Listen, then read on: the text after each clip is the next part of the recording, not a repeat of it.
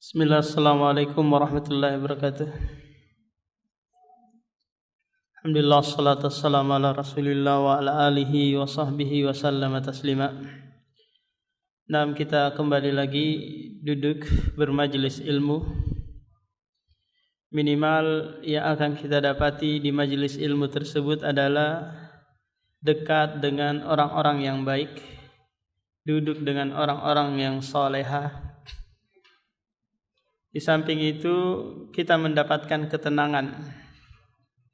Meskipun di luaran sana banyak masalah, tapi duduk sejenak di majelis ilmu itu nazalat alaihimus sakinah, memberikan ketenangan jiwa kepada kita, dan ini adalah kebahagiaan yang hakiki.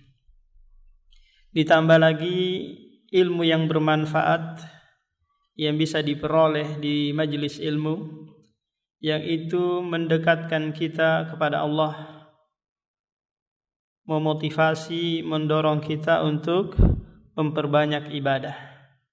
Karena inilah kebahagiaan seorang thalibul ilmi, apabila dengan bertambahnya ilmunya, maka bertambah pula kedekatan dia kepada Allah Subhanahu wa taala. Bukan malah tambah menjauh, bukan malah tambah malas-malasan dalam beribadah. Karena sejatinya ilmu yang kita pelajari itu adalah wasilatun ila taqarrubin ilallah. Wasilah yang mengantarkan kita untuk mendekatkan diri kepada Allah Subhanahu wa taala.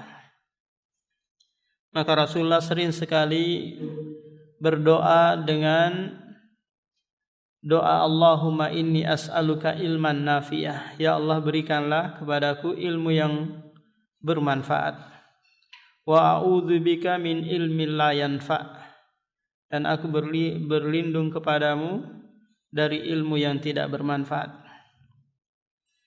Pada kesempatan ini kita akan lanjutkan kajian kita dari kitab Al-Arba'in An-Nawawi. Sekarang di hadis yang ke-18. Sebagaimana kebiasaan kita baca dulu untuk memperlancar lisan kita membaca hadis-hadis Rasulullah. An Abi Dzarrin Jundubi ibni Junadah. Baca.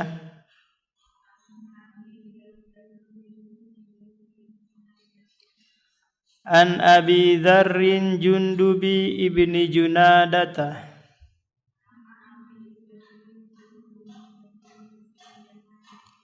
wa Abi Abdirrahmani Mu'adz ibni Jabalin wa Abi Abdirrahmani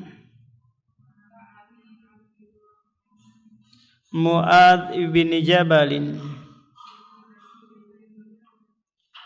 anna Rasulullah sallallahu alaihi wasallam qala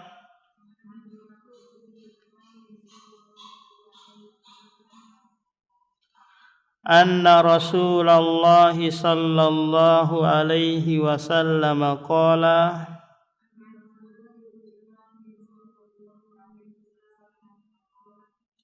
ittaqillaha haitsu ma kunta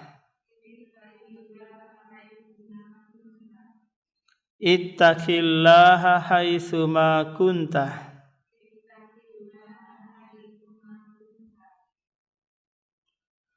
wa atbi'is sayyi'ata wa atbi'il sayyi'ata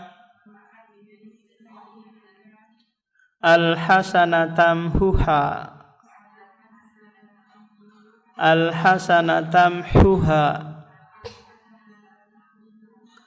wa khaliqin nasa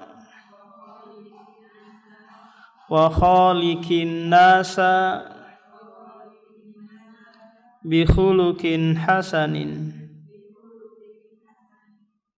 Rawahu Tirmidzi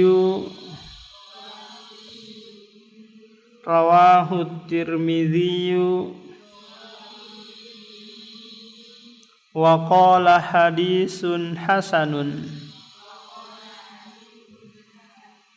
wa fi baddin naskhi hasanun sahihun. Dari Abi Dzar Jundub bin Junadah wa Abi Abdurrahman Mu'ad bin Jabal. Jadi hadis ini ada dua sahabat yang meriwayatkan. Yang pertama adalah Abu Dzar. Ini kunya beliau, Abu Dzar. Dzar itu maknanya adalah semut. Namanya adalah Jundub bin Junadah.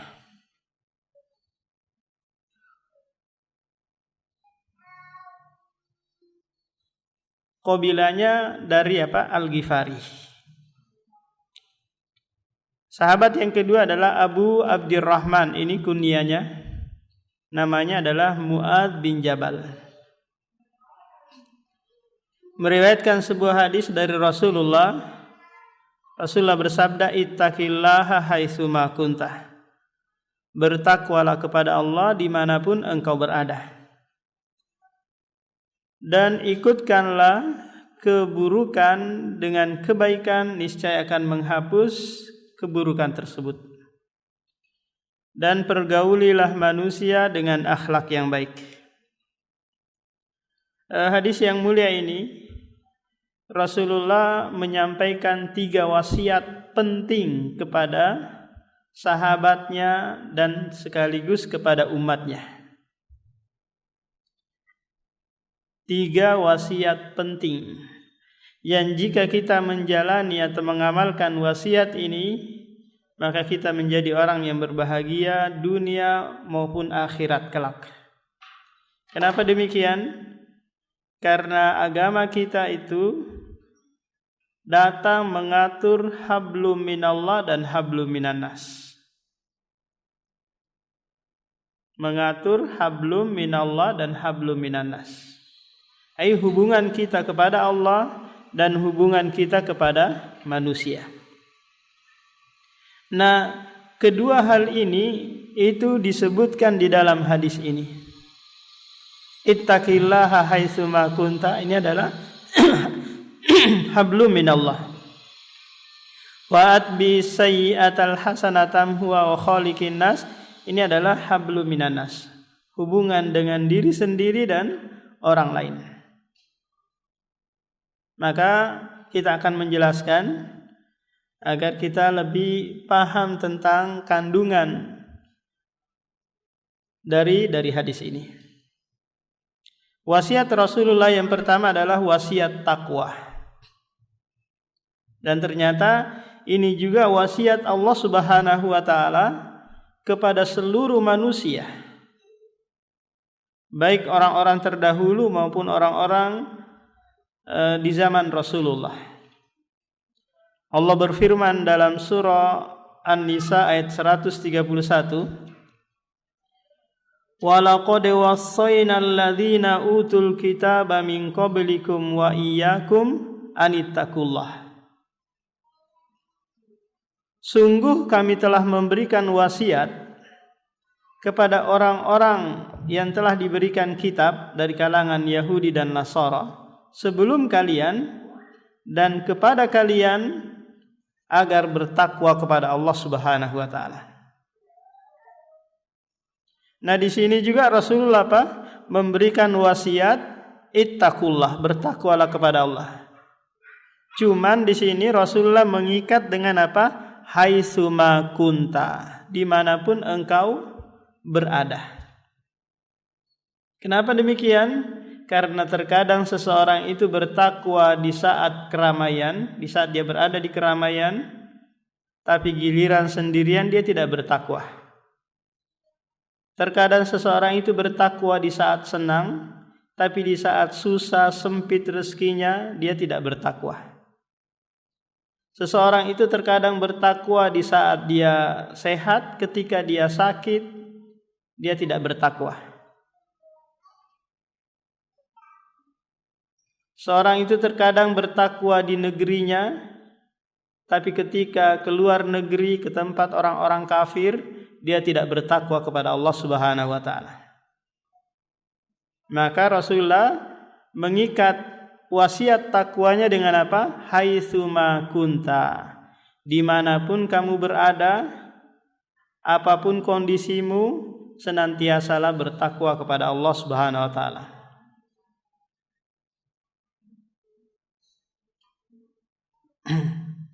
Senantiasalah bertakwa.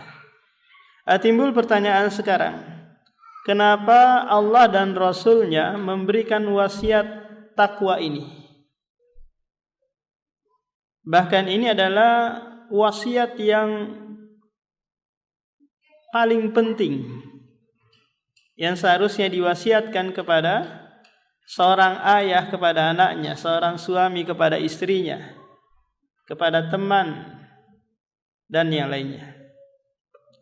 Maka jawabannya, karena takwa itu adalah kalimat yang mengumpulkan seluruh kebaikan. Karena takwa itu adalah kalimat yang mengumpulkan seluruh kebaikan. Kenapa demikian? Karena takwa itu maknanya adalah melakukan seluruh perintah dan menjauhi seluruh larangan.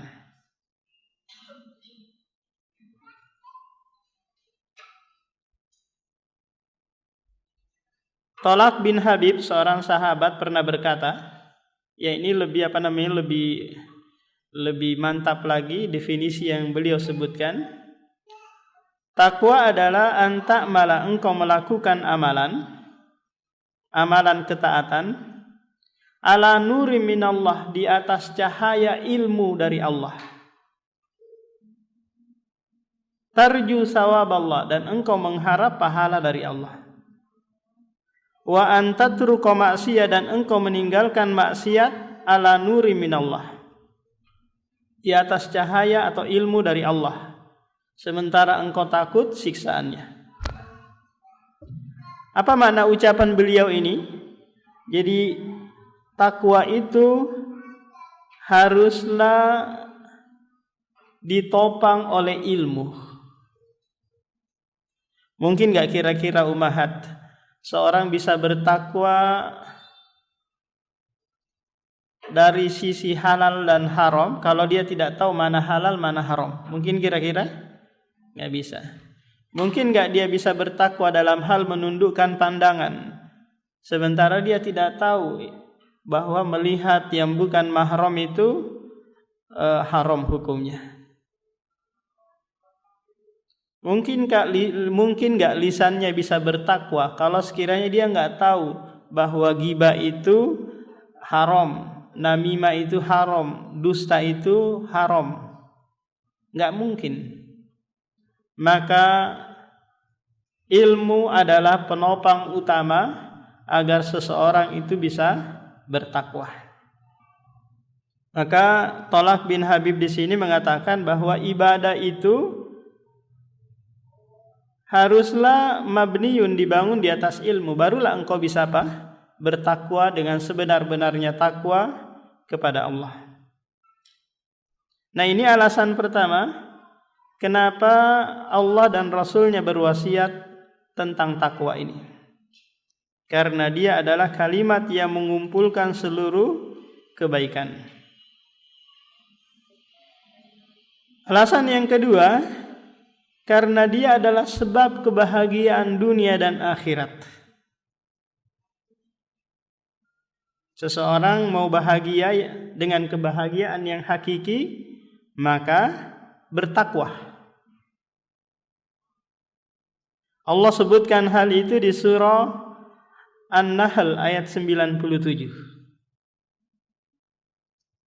Man amila salihan min zakarin aw unsa wa huwa mu'minun falanuhyiyannahu hayatan thayyibah wa lanajziyannahum ajrahum bi ahsani ma kanu ya'malun. Barang siapa yang melakukan amalan soleh. Amalan soleh adalah ketakwaan, dari kalangan laki-laki maupun perempuan, sementara dia beriman, maka kami akan berikan kehidupan yang baik di dunia dan balasan yang setimpal kelak di akhirat.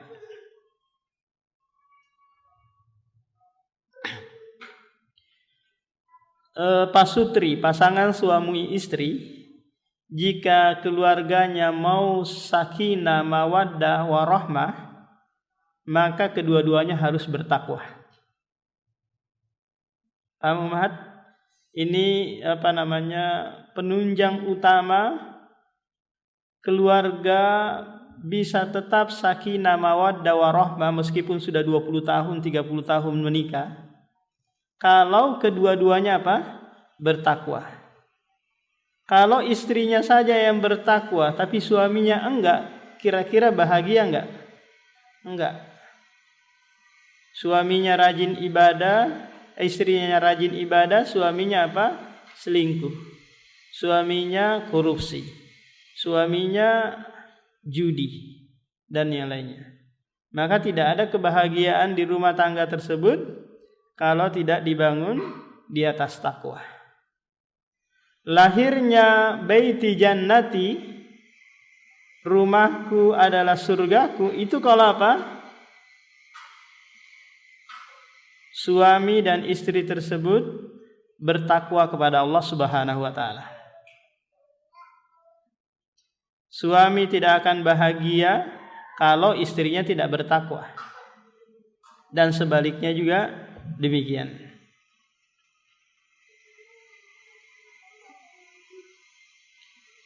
Ini alasan yang kedua. Alasan yang ketiga, karena takwa itu sebab kelancaran rezeki.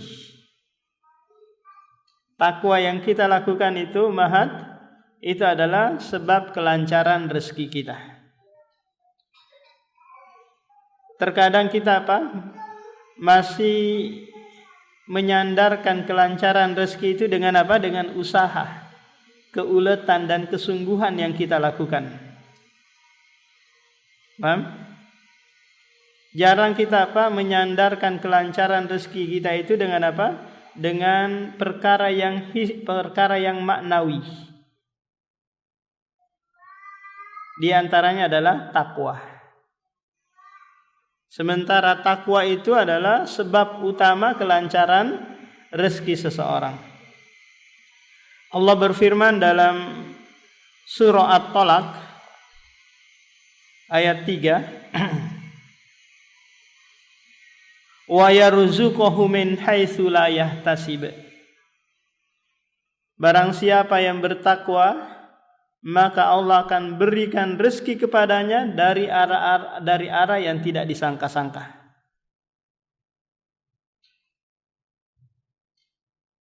Dari arah yang tidak disangka-sangka.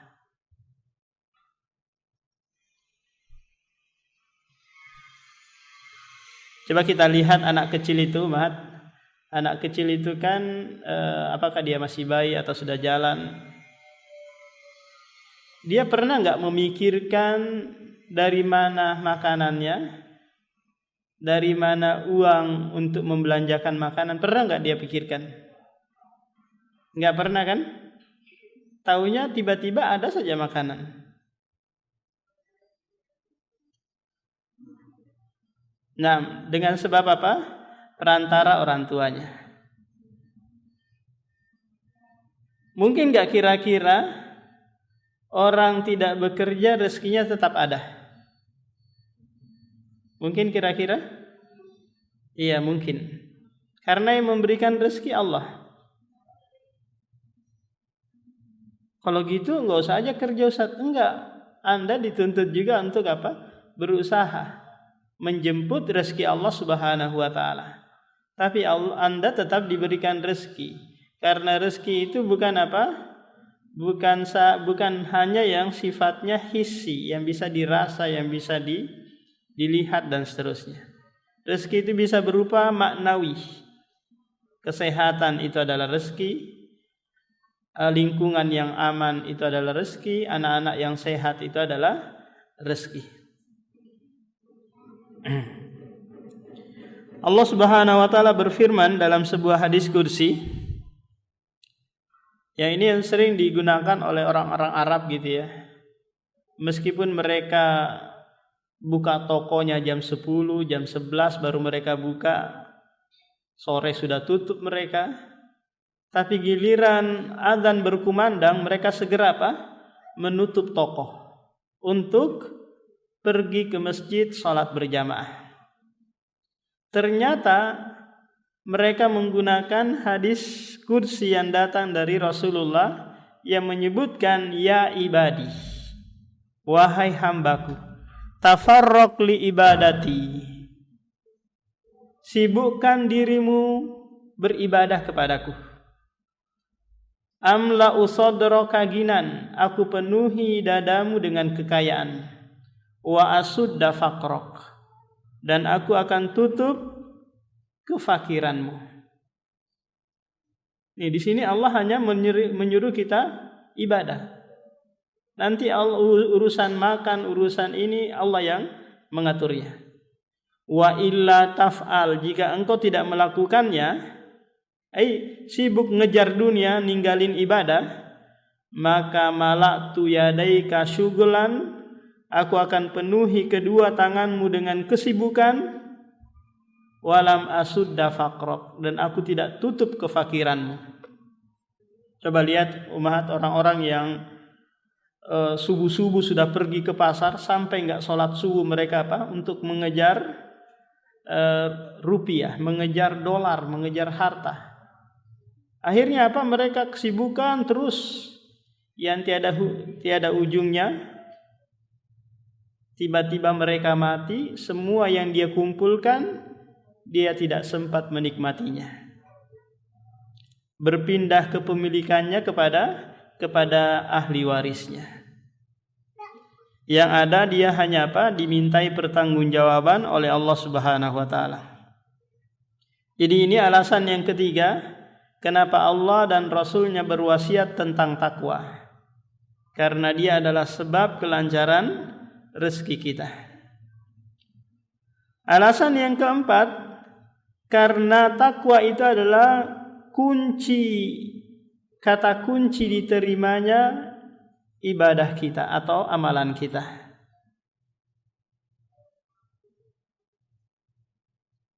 Umahat kepengen amalannya diterima, sholatnya, sedekahnya dan yang lainnya, maka Anda harus bertakwa kepada Allah. Karena Allah hanya menerima amalan seorang hamba kalau hambanya itu bertakwa. Allah berfirman dalam surah Al-Maidah ayat 27, Qala innama yataqabbalallahu minal muttaqin. Hanya saja Allah menerima amalan dari kalangan hambanya yang bertakwa. Menunjukkan bahwa jika orang itu tidak bertakwa, maka tidak diterima amalannya. Kemudian alasan yang kelima, kenapa Allah berwasiat takwa, Allah dan Rasulnya berwasiat takwa? Karena ternyata umahat, takwa itu merupakan sebab Allah memberikan solusi dan jalan keluar dari permasalahan hidup yang kita alami. Siapapun kita, selama kita masih hidup di dunia ini, maka selama itu kita apa?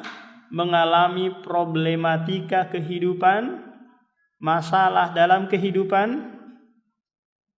Maka solusi dari semua itu adalah takwa. Bertakwa kepada Allah Subhanahu wa taala. Seorang pasutri sering cekcok, sering kelahi, sering piring terbang di rumah, berarti ada nih yang kurang bertakwa. Cukup kalian bertakwa, niscaya Allah Subhanahu wa taala akan memberikan solusi dari setiap permasalahan hidup yang kita jalani. Dalilnya di surah At-Talaq ayat 2, wa man yattaqillaha yaj'al lahu makhraja. Barang siapa yang bertakwa kepada Allah, maka dia akan memberikan makhraj. Makhraj itu jalan keluar, solusi dari setiap permasalahan yang dia alami. Kita hidup ini pasti akan menjalani apa? Masalah demi masalah kan? Apakah itu masalah keluarga, masalah orang tua, masalah pekerjaan, masalah tetangga, ada saja masalah. Kapan kita umahat berhenti dari sebuah permasalahan? Iya, ketika kita tiada, meninggal. Kalau kita masih hidup, maka selama itu kita menjalani apa? Permasalahan. Karena seseorang yang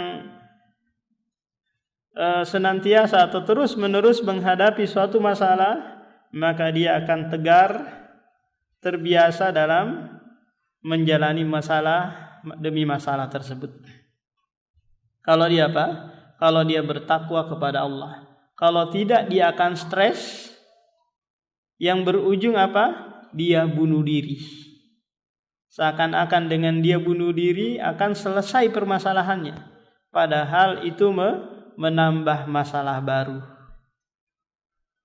Ketika seorang istri cekcok dengan suaminya, dia pikir bahwa jalan keluarnya adalah lari, kabur, atau jalan keluarnya adalah minta cerai. Ternyata setelah itu timbul masalah berikutnya. Paham? Jangan pernah berpikir bahwa lari dari masalah akan menyelesaikan masalah. Paham? Lari dari masalah itu akan menimbulkan masalah berikutnya. Karena hidup ini adalah menjalani masalah demi permasalahan. Kemudian alasan yang ketujuh, kenapa Allah berwasiat takwa? Karena takwa itu umahat adalah perbekalan yang terbaik yang kita bawa ke alam akhirat. Yang keenam ya. Yang keenam adalah karena takwa itu adalah sebab utama untuk masuk ke dalam surga. Sebab utama untuk masuk ke dalam surga. Baik surga yang ada di dunia maupun surga yang ada di akhirat. Apa kira-kira umahat surga yang ada di dunia ini? Ada yang tahu? Makan coto Makassar. Apa kira-kira? Iya, insyirahus sadar, ketenangan jiwa, kelapangan dada, kelezatan di saat beribadah, itu adalah surga dunia. Inna fid dunya jannatun, kata Ibnu Taimiyah. Sesungguhnya di dunia itu ada surga. Man lam yadkhulha lam yadkhul jannatal akhirah. Siapa yang tidak memasuki surga dunia, dia tidak mungkin masuk surga akhirat. Surga dunia dan surga akhirat itu disebutkan di 4 ayat terakhir di surah Al-Fajr. Ya ayyatuhan nafsul mutmainnah irji'i ila rabbiki radiyatan mardiyah fadkhuli fi ibadi wadkhuli jannati. Ayat terakhir, ayat 30 ini surga akhirat. Ayat ke-27 itu surga dunia. Apa itu? Nafsul mutmainnah. Jiwa yang tenang atau ketenangan jiwa. Nah, untuk meraih surga dunia maupun surga akhirat itu adalah dengan takwa kepada Allah Subhanahu wa taala. Nah, kemudian alasan yang ketujuh, kenapa Allah dan Rasulnya berwasiat takwa? Karena dia adalah perbekalan yang terbaik yang kita akan bawa untuk menempuh perjalanan yang sangat panjang menuju negeri akhirat. Dia adalah perbekalan yang terbaik, atau takwa adalah perbekalan yang terbaik.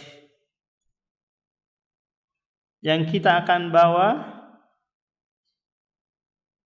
untuk melanjutkan perjalanan yang sangat jauh, yaitu negeri akhirat. Allah berfirman dalam surah Al-Baqarah ayat 197, wa tazawwadu fa inna khairaz zadi taqwa. Berbekallah kalian, dan sesungguhnya sebaik-baik perbekalan adalah takwa. Kira-kira kalau ada orang yang mau safar, apakah safar ke Jawa, safar untuk umroh, perbekalan apa biasa yang disiapkan? Pakaian, surat-surat, makanan, oleh-oleh, ini kan perbekalan kan? Dan perbekalan ini akan habis ketika digunakan di tempat perjalanan tadi.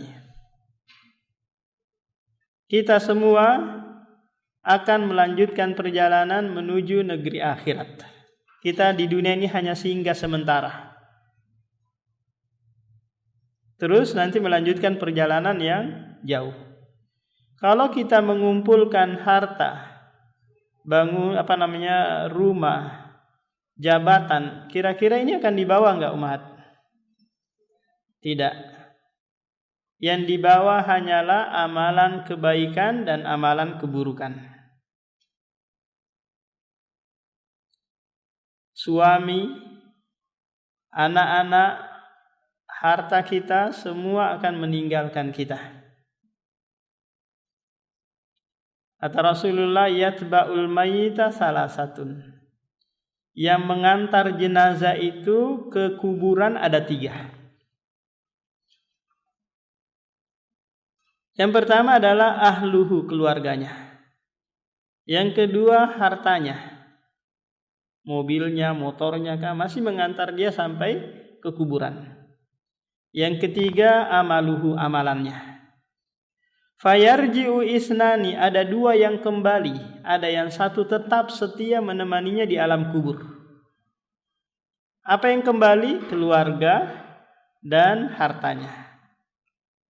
Kecuali orang Cina, hartanya dikubur dikubur bareng sama hartanya. 2 yang kembali, keluarga dan harta. 1 yang tetap menemani di alam kubur, yaitu amalan.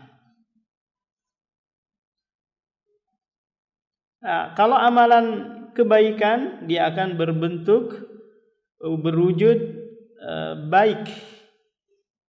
Sosok yang baik datang menemani. Kalau sekiranya amalan keburukan, dia akan berbentuk buruk juga, menemani di alam kubur. Nah, ini umahat alasan-alasan kenapa Allah dan Rasulnya berwasiat takwa. Jadi kalau ada orang minta nasihat kepada kita, minta wasiat, maka wasiatkan saja, bertakwa saja kepada Allah dimanapun engkau berada. Suami mungkin mau kerja ke lokasi atau kerja ke tambang batu bara, maka wasiat, Pak atau Mas atau Bang, bertakwalah dimanapun engkau berada. Cukup, stop, titik sudah. Nggak usah panjang-panjang, nggak usah nanti kirimin ini enggak. Dia akan tahu apa kewajibannya kalau sekiranya dia bertakwa kepada Allah. Dia tidak mungkin melihat atau melakukan perbuatan yang haram di sana kalau dia bertakwa kepada Allah Subhanahu wa taala. Jadi cukup wasiat yang pendek ini kita sampaikan kepada keluarga kita yang mau pergi, yang mau ngapa-ngapain, anak kita mau mondok mungkin, atau mau keluar kuliah di luar sana, maka kita wasiatkan, nak, bertakwa kepada Allah. Engkau belajar, jadikan itu nanti untuk bertakwa kepada Allah. Apapun yang engkau dapati di pondok pesantren sana, jadikan itu sebagai wasilah untuk bertakwa kepada Allah. Itulah yang membuat kami bahagia. Paham? Jangan anak-anak mondok di sana baru seminggu, minta pulang, di sini makanannya nggak enak, di sini nggak nyaman. Baru berapa hari sudah minta pulang. Sementara sudah dibayar uang pangkalnya 30 juta, SPP-nya 2,5 juta. Baru 3 hari minta pulang. Nah, maka pesannya senantiasa berwasiat takwa. Nah, ini wasiat yang pertama yang disebutkan di dalam hadis ini. Kemudian wasiat yang kedua, wa'at bi isayyi'atal hasanata tamhuha. Sertakanlah keburukan dengan kebaikan. Apa kaitannya ini? Wasiat ini dengan wasiat sebelumnya. Kaitan eratnya umahat bahwa orang yang bertakwa itu pasti akan terjatuh pada keburukan. Pasti akan terjatuh pada perbuatan dosa. Kenapa? Karena mereka tidak maksum, tidak terjaga dari kesalahan. Sehingga butuh wasiat yang kedua ini, yaitu jika Anda terjatuh pada kesalahan atau dosa, maka segera mungkin untuk berbuat kebajikan. Kenapa umahat? Karena sekecil apapun kesalahan yang kita lakukan, itu membuat kita futur, membuat kita lemah untuk melakukan kebaikan. Itu pasti itu. Kalau kita lagi down, lagi futur, lagi lemah, malas hadir kajian, itu pasti pengaruhnya karena dosa. Paham? Kok saya lagi malas ya ngaji ya? Itu pengaruhnya karena apa? Karena dosa. Karena dosa itu menghalangi kita melakukan kebaikan. Belum lagi bisikan syaitan yang mengarahkan kita dari kebaikan, menjauhkan kita dari kebaikan. Nah, makanya disertakan ini. Jadi jika Anda melakukan keburukan, segera mungkin melakukan kebaikan, agar Anda tetap berada di rel ketaatan, di rel takwa. Kan banyak tuh teman-teman pengajian kalau sudah futur dia tambah menjauh kan? Tambah nggak mau ikut sama sekali hadir di pengajian. Alasannya karena malu, alasannya karena nggak paham-paham dan yang lainnya. Kala Syekh Muhammad bin Shalih Al-Utsaimin bertanya kepada seseorang yang hadir di pengajiannya, apakah engkau paham apa yang aku ajarkan tadi? Kata pemuda ini, saya nggak paham. Lantas kenapa engkau hadir di sini kalau kamu nggak paham? Kata Syekh Utsaimin. Kata pemuda ini, saya hadir di majelis ini karena Rasulullah bersabda,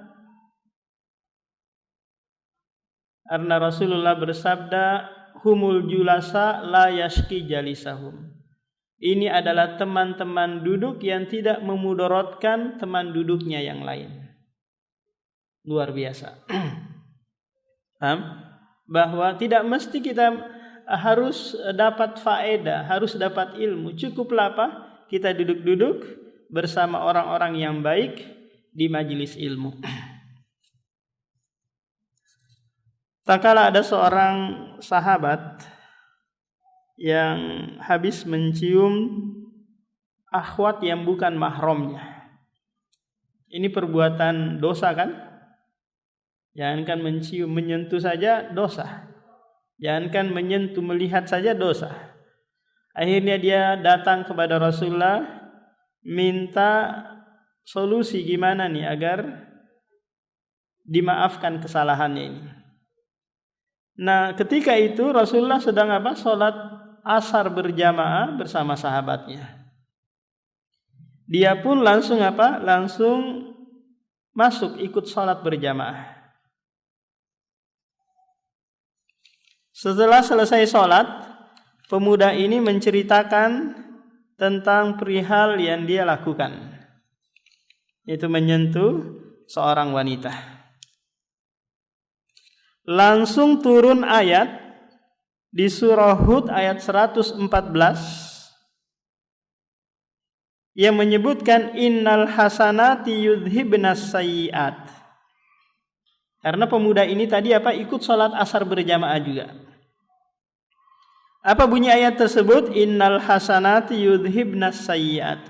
Sesungguhnya kebaikan-kebaikan itu menghapus kesalahan-kesalahan. Lantas Rasulullah bertanya kepada pemuda ini, apakah engkau sholat berjamaah bersama kami tadi? Maka kata pemuda ini, iya. Maka kata Rasulullah, sudah, kesalahanmu itu sudah dimaafkan dengan sebab engkau melakukan kebaikan sholat berjamaah. Nah, jadi wasiat yang kedua ini, kita yang senantiasa melakukan kesalahan, melakukan dosa, maka segera mungkin untuk melakukan kebaikan. Karena ini adalah takfir dzunub, sebab yang menghapus, menghilangkan kesalahan-kesalahan kita. Nah, sebab yang kedua yang menghapus atau menghilangkan kesalahan kita atau dosa kita adalah taubat. Bertobat kepada Allah Subhanahu wa taala. Tobat itu maknanya adalah rujuk kembali kepada kebaikan. Namanya apa? Taubat.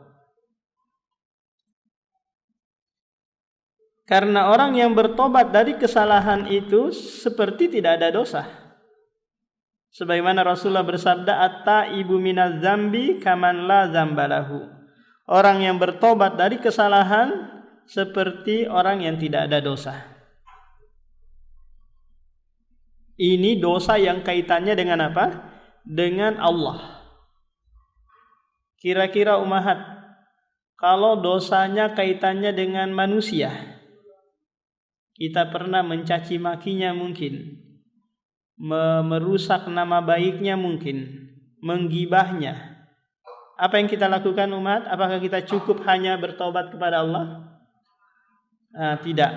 Tapi butuh juga dengan apa? Dengan tahallul, meminta kehalalan dari orang tersebut. Oh, kamu sudah mencaci maki saya ya? Iya, maaf ya. Enggak, saya enggak mau maafkan kamu kecuali harus bayar 1 juta. Iya kah? Oh iya, harus bayar 1 juta dulu. Kebetulan saya butuh untuk beli beras. Maka umahat harus ngasih 1 juta. Daripada Anda diadili nanti di padang mahsyar, yauma la yanfa'u malu wala banun, di mana harta tidak lagi bermanfaat untuk menebus kesalahan kita.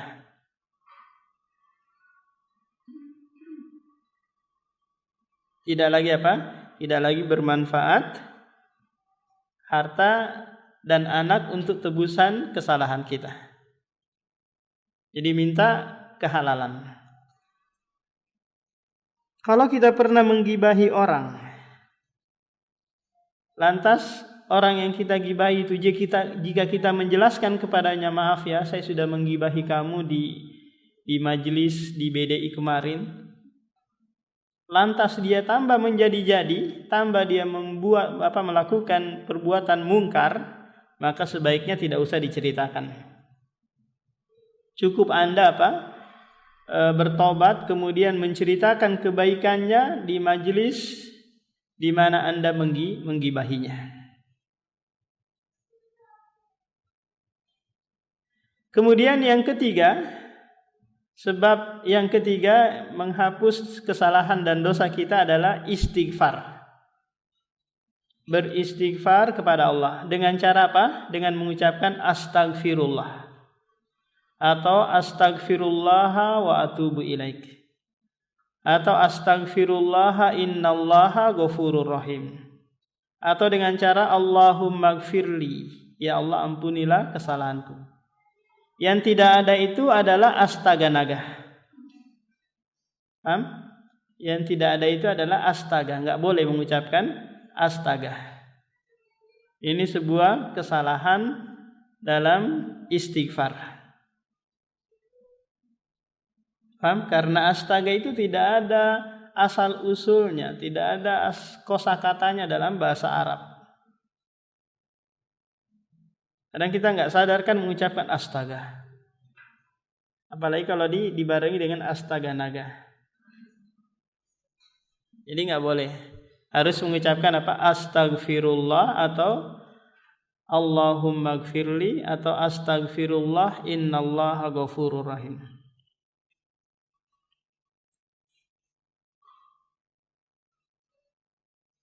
Jadi kalau di zaman kita ini zaman media sosial, yang kita mestinya banyak-banyak beristighfar. Baru buka buka HP itu sudah ada iklan perempuan yang membuka aurat. Buka lagi YouTube mau dengarkan kajian gitu, ada lagi suara musik. Ada lagi cewek yang menampakkan auratnya. Maka apa? Kita beristighfar, astagfirullah. Karena sekarang aurat wanita itu menjadi bahan perdagangan. Menjadi bahan untuk memperlancar lakunya barang-barang. Bahkan kadang enggak ada kaitannya. Oli yang mengiklankan perempuan, ban motor, ban mobil yang mengiklankan siapa? Perempuan. Padahal enggak ada kaitannya. Apa kaitannya apa? Ban mobil oli dengan apa? Dengan perempuan. Tapi itulah cara orang-orang barat menghancurkan akidah kita dengan memperdagangkan aurat perempuan.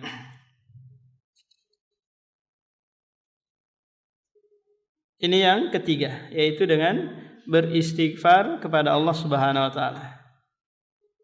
Kemudian sebab yang keempat adalah al-musibah. Setiap musibah yang kita alami, yang kita rasakan, itu adalah takfirudz dzunub, penghapus dosa-dosa kita. Tapi dengan catatan apa? Bersabar.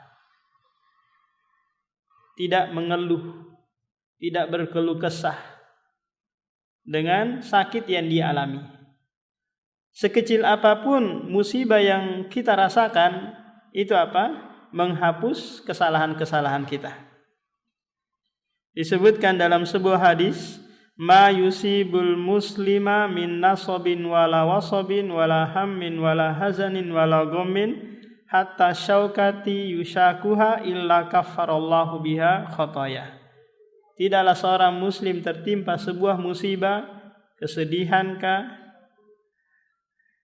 demamkah, sakitkah, durikah yang dia injak itu paku, semua ini bisa apa? Menghapus kesalahan-kesalahannya. Jadi ini wasiat yang sangat penting bagi kita, yaitu apa? Senantiasa menyertakan keburukan dengan apa? Dengan kebaikan. Karena alasannya tadi umat bahwa kita itu pasti terjatuh pada kesalahan, enggak mungkin enggak. Enggak mungkin saya itu enggak pernah melakukan kesalahan, Ustaz. Saya itu enggak pernah berbuat dosa, enggak, pasti. Siang dan malam kita melakukan kesalahan. Sadar atau tidak. Kenapa demikian? Karena Allah menginformasikan kepada kita, ya ibadi, innakum tukhti'una bil-laili wan nahar. Wahai hambaku, sesungguhnya kalian itu melakukan kesalahan siang dan malam. Wa ana aghfirudz dzunuba jami'ah. Dan akulah yang mengampuni seluruh dosa. Fastaghfiruni, minta ampunlah kepadaku, niscaya aku akan ampuni. Kemudian wasiat yang ketiga adalah wa khaliqin nasa bi khuluqin hasan. Berbaurlah dengan manusia dengan akhlak yang baik. Pergaulilah manusia dengan akhlak yang baik. Ini wasiat yang sangat penting. Kenapa demikian? Karena agama kita seluruhnya itu berisikan akhlak. Apakah itu akhlak kepada Allah, akhlak kepada manusia, akhlak kepada diri sendiri. Bahkan Rasulullah itu diutus liyutammima makarimal akhlak, untuk menyempurnakan akhlak. Kemudian Rasulullah mempraktekkan dan dia dipuji oleh Allah di dalam surah Al-Qalam, innaka la'ala khuluqin azim. Sesungguhnya engkau berada pada ketinggian akhlak yang sangat agung.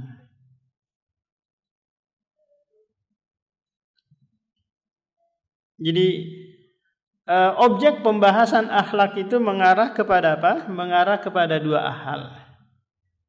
Yang pertama adalah akhlakul bil lisan, akhlak dengan lisan.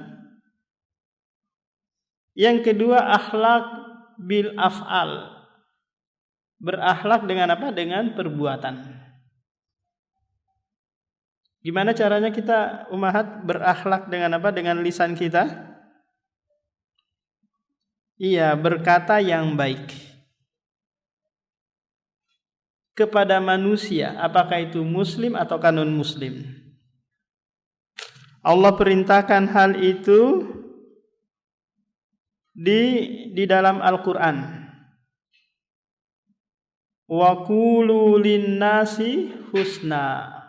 Berkatalah kalian dengan perkataan yang baik kepada manusia. Kemudian datang Rasulullah berkata yang baik atau diam. Ini akhlak kepada apa? Manusia dengan lisan kita. Kalau berakhlak kepada manusia dengan perbuatan, yaitu tidak apa? Tidak mendolimi mereka. Apakah dengan cara apa? Mengambil hak mereka. Akhlak yang baik kita dengan apa? Dengan memberikan sesuatu yang menyenangkan kepada mereka. Minimalnya apa? Idkhalus surur, memasukkan kebahagiaan kepada mereka. Apakah kepada suami, kepada anak, kepada orang tua, tetangga. Maka timbangannya adalah disebutkan dalam sebuah hadis, falyati ilan nasil ladzi yuhibbu ayyuta ilaik. Berikanlah kepada manusia sesuatu yang engkau ingin pula diberikan kepadamu. Nah, ini timbangannya umat. Jika kita ingin berakhlak baik kepada orang, maka posisikan diri kita dulu. Contoh, kita ingin berakhlak baik dengan suami, maka posisikan diri Anda dulu sebagai seorang suami. Apa yang Anda inginkan dari apa? Dari istri Anda. Paham? Oh, saya ingin kalau apa? Istri saya itu ketika saya pulang kerja dia sambut dengan senyuman, sambut dengan apa? Wajah ceria, dia berhias, dia memakai pakaian yang rapi. Bukan giliran mau ke kondangan saja baru pakaiannya rapi. Giliran di rumah bawa ketek lah, bawa pakaian pembantu lah dia pakai. Maka ini tidak berakhlak kepada suaminya. Ketika saya duduk-duduk disiapkan kopi, disiapkan makanan yang nyaman. Ketika saya tegur dia tidak malah membantah dengan suara keras. Ini yang diinginkan oleh suami. Maka jadikanlah hal itu kepada suami Anda. Jadi posisikan diri Anda dulu sebelum Anda memberikan kepada orang lain. Ini adalah akhlak yang mengumpulkan akhlak kepada seluruh manusia, yaitu falyatilan nas, berikanlah kepada manusia sesuatu yang engkau senang diberikan kepadamu. Mungkin ini yang bisa disampaikan dari hadis yang ke-18 ini. Silakan umahat, barangkali ada yang kurang dipahami atau ada yang mau disampaikan, silakan. Nah, jadi yang kita lakukan jika ada teman kita gitu menggibahi orang lain, maka kita katakan stop, no gibah. Paham? Stop, no, tidak ada gibah. Mau lanjut saya beranjak, saya pindah dari sini. Maka dia tidak akan mengulangi lagi itu kepada kita kan? Ini cara apa? Menghentikan gibah orang tersebut, atau langsung memberikan nasihat bahwa menggibahi orang lain itu sama dengan memakan bangkai saudara yang Anda gibahi. Mau kira-kira Anda memakan bangkai manusia? Pasti akan kalian jijik kan? Makan bangkai hewan saja jijik, apalagi bangkai manusia. Lantas kalau gimana kalau kita ikut juga nyimprung gitu, nambah-nambah, iya memang kayak gitu dia itu. Dia nambah-nambahin, membumbu-bumbui, akhirnya apa? Jadi majelis gibah. Kita ini kepengen bertobat. Maka bertobat dengan cara apa? Tadi menceritakan kebaikan dia, di mana kita menceritakan keburukannya dia di situ. Ini kalau apa? Kalau ada kemungkinan dampak buruk yang muncul kalau kita meminta kehalalan darinya. Paham? Contoh kita datang, maaf ya saya menggibahi kamu. Kamu menggibahi saya panjang. Akhirnya apa? Gulu dia, istitolah, memanjang-manjangkan. Maka enggak perlu disampaikan. Cukup bertobat kepada Allah dan menceritakan kebaikan dia di majelis tersebut. Jadi menyampaikan kebaikan atau ilmu syar'i kepada orang, apalagi mereka yang sudah lama hidup dengan tradisi gitu ya, semuanya dengan adat tradisi, ketika disampaikan ilmu yang syar'i seakan-akan mereka ini baru nih, agama baru lagi nih, apalagi nih, dulu nenek moyang kita nggak pernah seperti ini. Paham?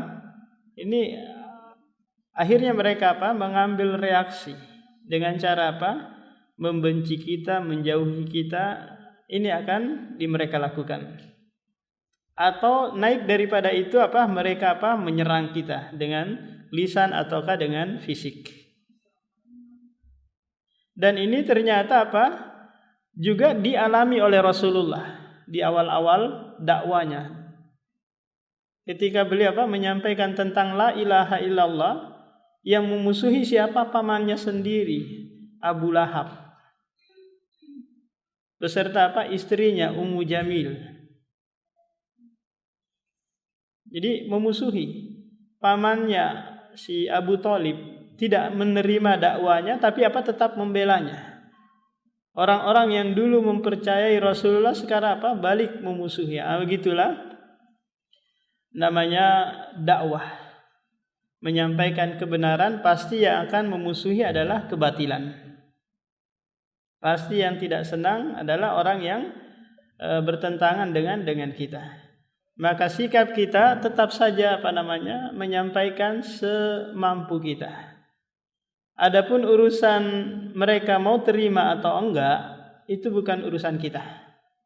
Itu urusan Allah. Mereka mau mendengar, mau mengamalkan apa yang kita sampaikan, itu urusan Allah. Kita cukup menyampaikan. Karena Rasulullah sering ditegur oleh Allah Subhanahu wa taala. Engkau itu Rasulullah hanya menyampaikan saja. Adapun mereka mau menerima, itu urusan Allah.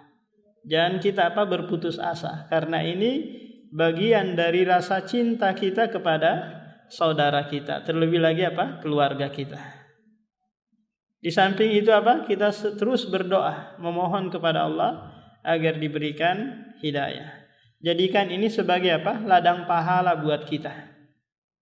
Balighu anni, sampaikanlah dariku meskipun satu ayat, meskipun Anda tidak paham. Anda tidak paham tentang Al-Ikhlas, Al-Fatihah, sampaikan saja. Barangkali terketuk hatinya sehingga dia mendapatkan hidayah dari Allah Subhanahu wa taala. Bukan malah kita mengambil sikap yang sama dengan dengan membombek juga dia, menjauhi dia, enggak. Tetap tetap jadikan mereka itu seperti waliyun hamim, seperti teman dekat, seperti enggak ada masalah aja. Paham, Muhammad? Anggap aja seperti tidak ada masalah. Mereka berusaha memutus hubungan, memutus silaturahmi, kita tetap sambung. Itu adalah akhlak yang diajarkan oleh Allah dan Rasulullah. Yang lain. Jadi kalau suami agak susah diajak kajian, mungkin karena kecapean gitu ya, pulang kerja, atau mungkin karena futur, maka manfaatkan media sosial. Di rumah mungkin didengarkan kajian atau diputarkan ceramah-ceramah atau murotal gitu minimalnya. Biar meruqyah dia agar semangatnya terpompa kembali lagi. Karena masa-masa futur itu akan menerpa kita, menimpa kita. Yang terpenting adalah kita tidak bergeser keluar jalur rel sunnah atau rel ketaatan. Kalau dia futur tapi tetap sholat, tetap ini cuma nggak hadir majelis ilmu saja, maka bisa disiasati dengan didengarkan kajian, diputar di rumah gitu. Meskipun bukan dia yang mutar, istrinya kali atau anaknya yang mutar. Nanti insya Allah akan dia dengarkan, dan di situ akan tambah semangat dia untuk kembali ke majelis ilmu. Nah, jadi datang aja ke kuburan untuk untuk sholat. Ke kuburan dia, langsung berdiri kemudian sholat. Sholat jenazah. Karena sholat jenazah ini bukan seperti sholat wajib atau sholat sunnah yang lainnya. Kenapa? Karena sholat jenazah ini nggak ada ruku dan sujudnya kan? Hanya berdiri dengan takbir 4 kali. Ini bagi mereka yang ketinggalan atau terlambat mensolatinya. Maka datang aja ke kuburan, sholati. Itu tata caranya. Adapun sholat goib ini tidak dibenarkan kalau sekiranya di sana sudah ada yang mensolati. Paham? Contoh di daerah kita di sana di Jawa ada yang meninggal. Sudah ada yang mensolati warga di sana, maka di sini nggak perlu lagi sholat sholat goib.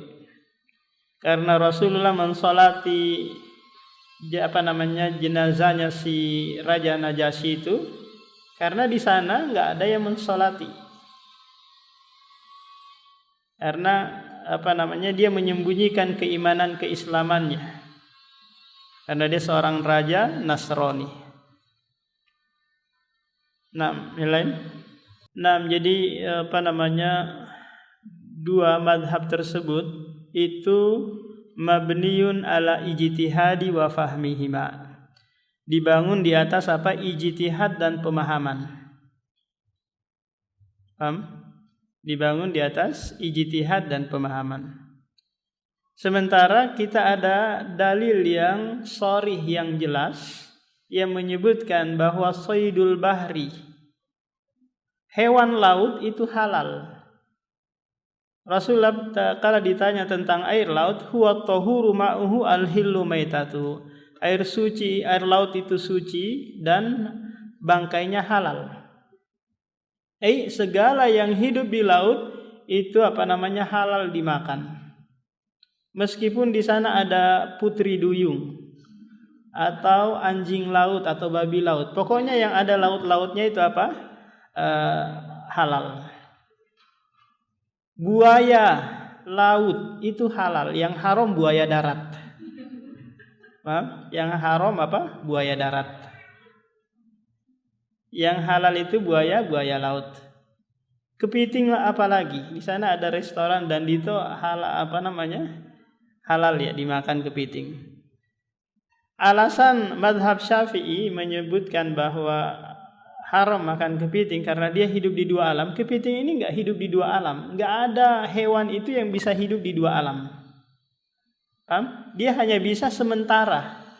Hidup sementara di darat. Setelah itu mati kan? Nggak ada istilahnya kepiting itu hidup terus tanpa air kan? Demikian juga lele itu hidup sementara saja tanpa air. Maka nggak ada hewan, apakah hewan laut ataukah hewan darat yang bisa hidup di dua alam. Pasti hanya satu alam. Apakah laut ataukah darat. Jadi alasan ini tidak tepat. Dan alasan ini juga yusadimun nas, menyelisihi nas Al-Quran dan hadis yang kita sebutkan tadi. Maka kepiting itu halal. Apakah kepiting bakau, rajungan, ataukah kepiting-kepiting yang lain? Nah, untuk ini saya jawab dulu secara umum ya, karena untuk perinciannya nanti di minggu depan, karena memang ada hadis yang menyebutkan lain tentang hal ini, yaitu di mana hadis Rasulullah datang menyebutkan bahwa jildul maitati yutahhiru biddibak. Ini hadisnya, bahwa kulit bangkai itu disucikan dengan cara disamak. Di sini kan umum ya, kulit bangkai, apakah itu bangkainya halal dimakan kalau disembelih ataukah haram dimakan. Maka cara mensucikannya dengan cara apa? Disamak, dikerik dulu dagingnya, kemudian dimasak, direbus dengan daun salam, kemudian dijemur. Namanya apa? Samak. Tapi ini apa? Sifatnya umum. Nanti insya Allah minggu depan saya akan datangkan hadisnya tentang yang mengecualikan keumuman ini. Apakah dikecualikan darinya kulit-kulit seperti hewan buas, seperti harimau, macan, ular, dan yang lainnya. Pak Muhammad, saya jawab dulu dengan apa? Jawaban umum. Bahwa secara umum boleh. Apakah kulit ular, kulit ini, dan yang lainnya. Tapi nanti ada jawaban khususnya kalau di sana ada dalil yang mengecualikan keumuman ini. Paham? Enggak. Si menantu nanti berlaku baik kepada mertuanya. Tapi dia tidak ada kewajiban memberikan nafkah kepada mertuanya kan? Anak yang berkewajiban memberikan nafkah, ini pun hanya laki-laki. Kalau perempuan enggak, nanti enggak ada kewajiban memberikan nafkah. Jadi beda antara menantu dengan anak. Dari sisi apa? Berbuat baik kepada orang tua. Nah, jadi menantu ini nanti sifatnya apa? Dia mahromiyah abadiyah. Menantu dengan mertua itu mahram abadiyah. Meskipun dia sudah pisah dengan suaminya, maka kepada mertuanya tetap apa? Tetap mahram. Paham? Dia dituntut juga untuk tetap berbuat baik, tetap menyambung silaturahmi kepada mertua meskipun sudah pisah dengan anaknya. Paham? Ini. Jadi tidak disamakan antara orang tua dengan mertua. Nah, demikian. Subhanakallahumma wa bihamdika asyhadu an la ilaha illa anta astaghfiruka wa atubu ilaik. Assalamualaikum warahmatullahi wabarakatuh.